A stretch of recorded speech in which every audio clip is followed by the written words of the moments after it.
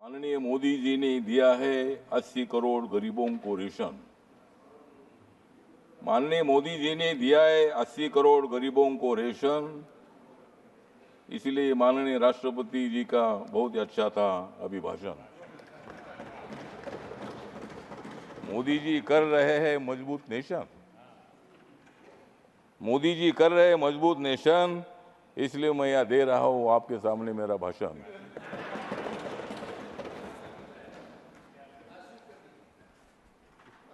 नरेंद्र मोदी जी प्रधानमंत्री बने हैं तीसरी बार,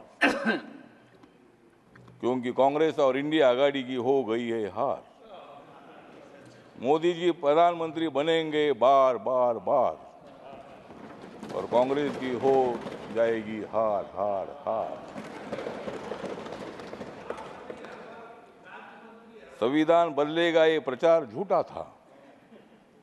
संविधान बदलेगा ये प्रचार झूठा था, क्योंकि कांग्रेस ने सारा देश लूटा था।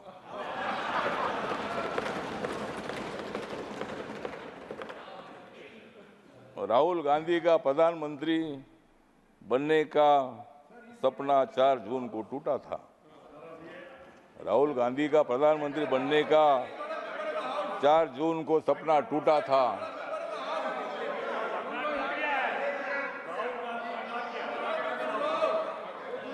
और मोदी जी के खिलाफ वन सेकेंड इंडिया आघाड़ी का प्रचार झूठा था। एक सेकेंड। यही है कि जो व्यक्ति दूसरे सदन का सदस्य हो उसके बारे में कोई आक्षेप नहीं लगाया जा सकता, और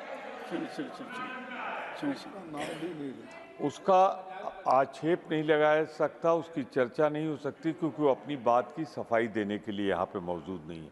तो मेरा विनम्र निवेदन है कि नाम चूंकि राहुल गांधी जी का लिया है तो उसे कार्रवाई से निकालें। Honourable minister, please avoid, please take your seat. Yes, हाँ बोलिए सर। हाँ तो सर जी, मैंने इतना ही बोला था कि सपना थोड़ा आदमी का होता है, ऑनरेबल मिनिस्टर चाहिए। सपने में जीना ही अपना काम ही है। ऑनरेबल मिनिस्टर, और इसीलिए मतलब हम इतना ही बताना चाहते हैं कि संविधान के संबंध में बहुत बड़ा ब्लैकमेल करने का काम किया था, जनता में फूट पैदा करने का काम किया था। जिन लोगों को जेल में डाला था ये सब लोग एक साथ आए थे। हमारे संजय जी है, संजय जी, हमने आपको जेल में नहीं डाला था।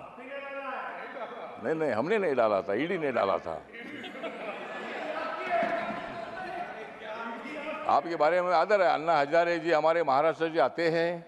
अन्ना हजारे साहब के साथ मेरे संबंध बहुत अच्छे हैं। अरविंद केजरीवाल जी उनके आंदोलन से आगे आए हैं और भ्रष्टाचार के खिलाफ आपने आवाज उठाई है। आम आदमी पार्टी है, आप पार्टी है, आपने काम अच्छा किया था, लेकिन थोड़ी गड़बड़ हो गई, इसीलिए ऐसा हो गया। अब तो इसीलिए ठीक बात है। तो इसीलिए हमारा कहना इतना ही है कि संविधान के बारे में बाबा साहब अम्बेडकर जी ने संविधान लिखा है। जिस बाबा साहब अम्बेडकर जी ने संविधान लिखा, आज बाबा साहब का नाम लिया जाता है, संविधान का किताब दिखाया जाता है।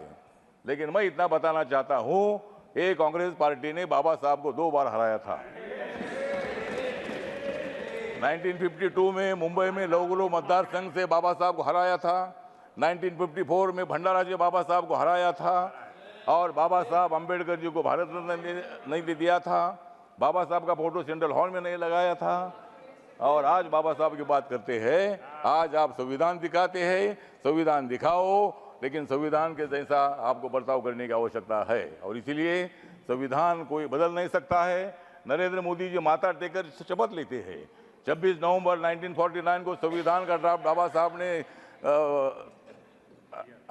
दे दिया था। तो वो दिन मोदी जी संविधान दिन मनाते हैं, और आप बोलते हैं कि भाई संविधान बदलेंगे। मोदी जी ने बाबा साहब के काम इतने पूरे किए हैं। मुंबई में हिंदू मिल की जगह पर 3600 करोड़ की जमीन बाबा साहब के मेमोरियल दी है, और वहाँ 1200-1300 करोड़ का मेमोरियल बन रहा है। डॉक्टर अंबेडकर फाउंडेशन आपने बनाया था, कांग्रेस पार्टी ने बनाया था, लेकिन वो खाली ऑफिस ही था। मोदी जी आने के बाद वहाँ इतनी बड़ी बिल्डिंग बन गई है। जहाँ बाबा साहब ने संविधान लिखा वो 26 अलीपुर रोड पर इतना सुंदर मेमोरियल बन चुका है। इतने काम करने वाले मोदी जी संविधान कैसा बदल सकते हैं? वो कांग्रेस को बदल सकते हैं लेकिन संविधान नहीं बदल सकते हैं।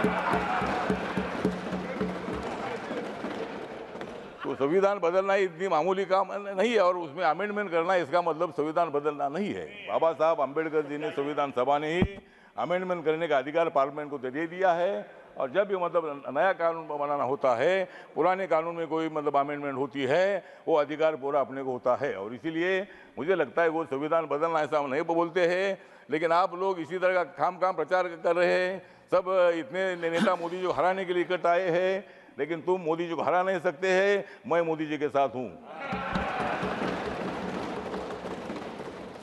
मतलब ठीक बात है, आपको लोकतंत्र में अधिकार है, आपकी सीट ज़्यादा ये अच्छी बात है और आप इतनी ज़्यादा सीट ना आए कि आप उधर ही रहे और हम इधर ही रहे, मतलब ऐसा भविष्य में होगा तो ठीक बात है। तो अगले बार भी आप ट्राई करिए। लेकिन आज जो राष्ट्रपति का अभिभाषण है, इसका मेरी जो रिपब्लिकन पार्टी ऑफ इंडिया है, बाबा साहब अम्बेडकर जी की स्थापित हुई पार्टी है, इस पार्टी की तरफ से मैं मतलब इस अभिभाषण का सपोर्ट करता हूं और अपोजिशन को इतना बताना चाहता हूं कि मोदी जी स्ट्रांग नेता है, मोदी जी मजबूत नेता है, मोदी जी के साथ इतने हमारे लोग हैं और तुम कितनी भी कोशिश करो लेकिन मोदी जी हारेंगे नहीं, वो तुमको हराएंगे।